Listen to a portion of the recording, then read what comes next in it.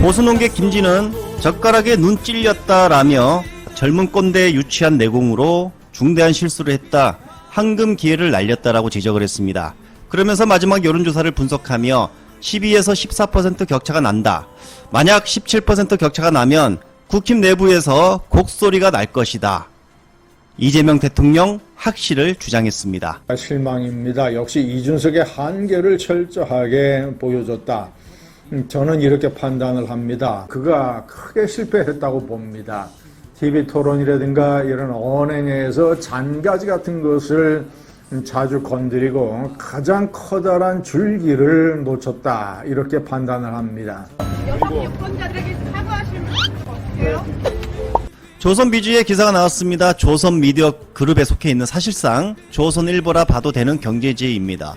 이곳마저 이준석을 두고 이번 대선을 혐오의 언어로 채웠다라며 이재명 후보 발언을 인용해 알리고 있었습니다. 어쩐 일이죠? 국힘당 나경원마저 이준석의 여성 혐오 발언에 경악을 했다고 합니다. 지금까지 단일화를 주장해오던 나경원이 이렇게까지 이준석을 비판한 이유가 무엇일까? 이제 단일화는 물 건너 갔다, 이렇게도 생각될 수 있는 부분이고, 자, 지금은 이준석에 있는 국힘 지지층을 끌어모아 보겠다는 전략도 보입니다. 이준석은 할 말 못할 말 구분 못하는 인지 능력이다 라며 전 국민 앞에 막장 욕설을 내뱉었다, 이렇게 참담한 판단력의 후보가 어디 있냐라며 꼬집었다고 합니다. 이처럼 이준석에 대한 진보 보수 중도의 모든 성향층에서 분노를 표출하고 있었다. 즉 국민 밉상이 아닌 이젠 국민 역적이 된 것이다. 그래서 그랬나 창피한 개혁신당 당원들의 줄 탈당 러시가 시작이 되었다고 합니다. 방금 개혁신당 수백 명의 당원들이 탈당을 하며 민주당의 입당을 희망했다고 합니다. 지역구 주민들 또한 동탄의 수치, 최악으로 부끄럽다라며 이준석 혐오 발언에 직격을 날렸다고 합니다. 일베 등 극우 커뮤니티에서나 할 말을 토론에서 하다니 정말 최악이다. 대선 후보 토론회의인 것을 알고도 저런 어딩을 사용한다는 게 소름 끼친다. 애들 총선은도 같이 볼 텐데 정말 최악이다. 40대 윤석열, 동탄 국회의원이라는 게 참 부끄럽다. 동탄이 잘못됐습니다. 여러분 죄송합니다. 라며 이런 글들이 마구마구 달렸다고 합니다. 자, 그러나 이준석은 대수롭지 않게 생각하나 봅니다. 한 주민이 사갈 것인가 물어보자 내가 어떻게 더 순화하며 말을 하냐라며 사과조차 없었다고 합니다. 이준석은 검증도 안 된 기사 한 줄 없는 내용을 극우 유튜브에서 베껴와 내뱉었던 것입니다. 결국 전국의 수많은 여성 시민단체들이 움직였습니다. 이준석 사퇴하라, 정서적 아동학대다라며 고발도 진행했다고 합니다. 현재까지 37,728명이 단체 고발인으로 참여를 했다고 밝혔습니다. 이 밖에도 정치하는 엄마 등 정말 수많은 시민단체들이 고발을 또 진행한다고 밝혔습니다. 자, 고발 기사는 정말 많이 쏟아졌지만 이 정도로 마치고요.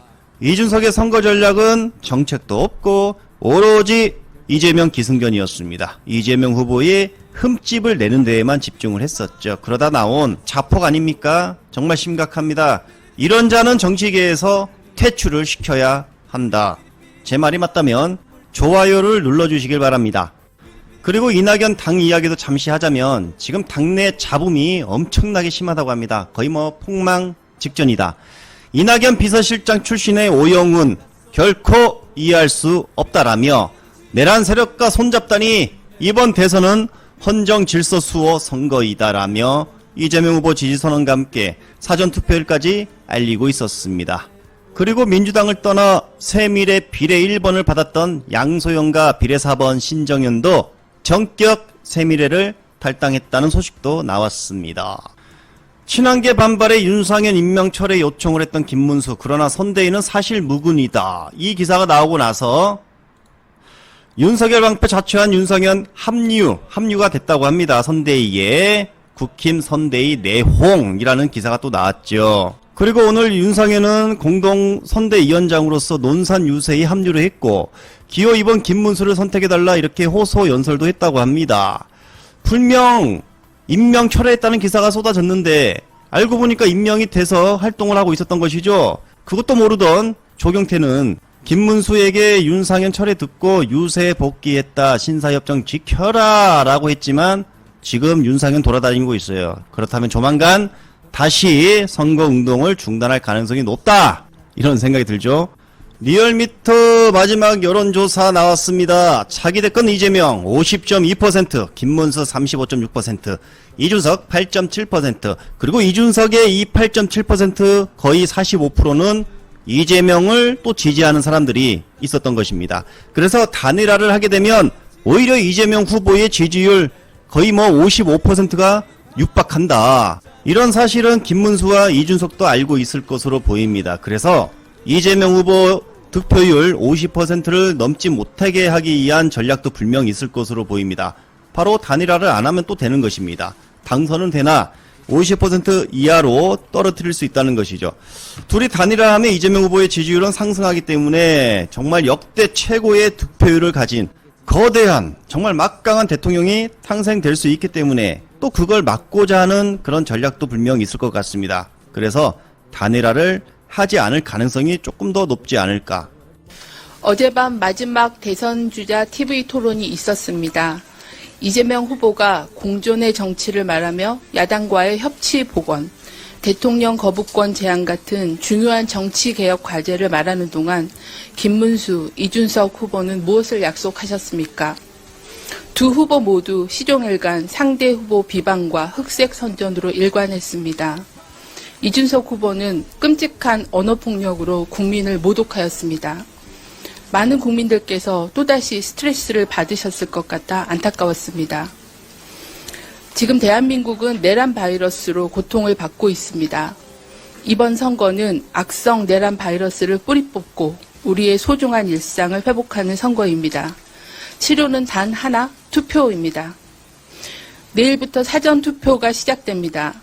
국민 여러분께서는 내란 위기를 극복하고 빠르게 민생을 회복시켜줄 수 있는 준비된 후보가 누구인지 결정하셨는지요? 이번 대선은 윤석열 국민의힘 내란 정권을 심판하는 선거입니다. 내란을 옹호하고 극우 내란 세력과 뿌리를 같이 하는 김문수 후보에게 우리나라의 운명과 미래를 맡길 수는 없습니다. 극우적인 역사관을 가지고 여성을 비하하고 청년을 조롱하는 발언을 하는 김문수 후보는 자격이 없다고 생각합니다. 내란을 확실하게 종식하고 위기를 극복할 수 있는 후보는 이재명 후보가 유일한 선택입니다. 이재명 후보가 신속하게 민생과 경제를 회복하고 국민 통합을 이뤄낼 수 있도록 준비된 국민 후보 이재명에게 압도적으로 투표해 주십시오. 이미 재외 국민들께서 79.5%라는 역대급 투표율로 내란 종식을 향한 열망을 보여주셨습니다. 이제는 국내에 계신 우리 국민들이 응답할 차례입니다. 내일부터 사전투표가 시작되고 5월 29일, 30일 주말이 포함되지 않은 목요일, 금요일입니다. 저도 내일 여러분과 함께 사전투표를 하겠습니다. 감사합니다.